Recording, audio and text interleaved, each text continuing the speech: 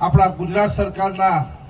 પૂર્વ મંત્રી, પ્રદેશ ઉપાધ્યક્ષ અને હાલોલના લોકલાડીના ધારાસભ્ય માન્ય તેજસ્વી પરમાર સાહેબ પધાર્યા છે, જેઓનું સ્વાગત છે. સાથે આપણા મંડળના પ્રમુખ એવા રંજીતભાઈ, આપણા પૂર્વ મંડળના પ્રમુખ એવા જ્યોતિન્દ્રસિંહજી, આપણા પૂર્વ મંડળના પ્રમુખ એવા સુભાષભાઈ, આપણા મહામંત્રી એવા લોકેન્દ્રસિંહ બાપુ, વિક્રમભાઈ, આપણા તાલુકા પંચાયતના પ્રમુખ એવા લાલસિંહભાઈ, આપણા એપીએમસીના ચેરમેન એવા ભાવ, આપણા બીજા રણજીતભાઈ, આપણા એસટી મોરચાના મહામંત્રી એવા ચુનીલાલભાઈ, આપણા એપીએમસીના વાઇસ ચેરમેન એવા અર્જુનભાઈ, આપણા પરીડેરીના જિલ્લાના મંત્રી એવા તખતસિંહભાઈ,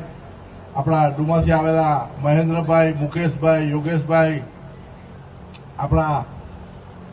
દાદા આવ્યા છે. આપણને ખબર છે આપણી ભારતીય જનતા પાર્ટીની સરકાર ગુજરાતની અંદર જ્યારથી આપણા દેશના વડાપ્રધાન નરેન્દ્રભાઈ મોદી સાહેબ ગુજરાતના મુખ્યમંત્રી બન્યા અને દેશના વડાપ્રધાન મોદી સાહેબ બન્યા અને આપણા વિસ્તારમાં ધારાસભ્ય તરીકે 2002થી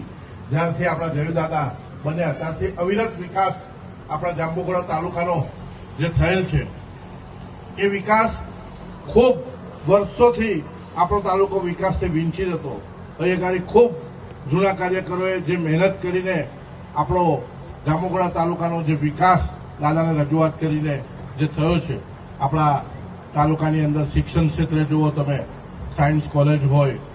આપણે હવેલીની કેજીબીવી હોય, હીરાપુરની કેજીબીવી હોય, આપણા રામપુરાની કેજીબીવી હોય, શિક્ષણ ક્ષેત્રે તમે વિકાસ જુઓ, આપણા રોડ, પરીડેરીનો પુલ હોય, કુટિયાનું નાળું હોય, હવેલી આવવાનો રસ્તો હોય, ડુમા હવેલીનો રસ્તો હોય, ખાડીવાવ ડુમાનો રસ્તો હોય, એવા અનેક વિકાસના કામો,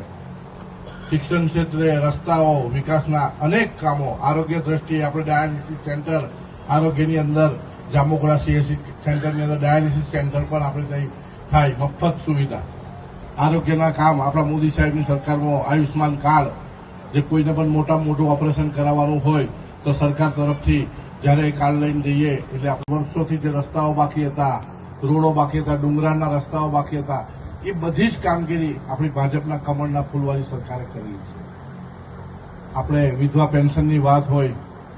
18 વર્ષનો દીકરો થાય એટલે પહેલાના જમાનામાં કોંગ્રેસના જમાનામાં વિધવા પેન્શન બંધ. અત્યારે દરેક માતાને 1250 રૂપિયા વિધવા પેન્શન, ગમે એટલી મોટી ઉંમરનો દીકરો હોય. કિસાન સન્માન નિધિની વાત હોય, ખેડૂતોના ખાતામાં 6000 રૂપિયા આપવાની વાત હોય. આપણા હવે પાક નુકસાનીની વાત હતી, પાક નુકસાનીની અંદર પણ દરેકના ખાતામાં પૈસા આપવાની વાત. એવી દરેક યોજનાઓની અંદર આપણા આવાસની વાત હોય, પહેલાના જમાનામાં 5-10 આવાસ આવે, અત્યારે મોદી સાહેબે દરેકના મકાન પાક્કું આપવાનું નક્કી કર્યું છે. સર્વે કરાયું, તબક્કાવાર આવાસો આવે છે, પહેલા 1,20,000નું, 1,70,000નું અને હવે પણ બધાનું જ પાક્કું મકાન આપવાનું, દરેક લાભાર્થીને પાક્કું મકાન આપવા માટે આપણા મોદી સાહેબે સર્વે કરાયું અને સર્વેની ઓનલાઈન એન્ટ્રી પણ થઈ ગઈ. એ પણ તબક્કાવાર બધાને આવાસ પાક્કા મળવાના. એવી આપણી કમળના ફૂલવાળી સરકારનો જે વિકાસ છે દરેક દ્રષ્ટિએ, અને આપણા દાદા જ્યારથી ધારાસભ્ય બન્યા આ વિસ્તાર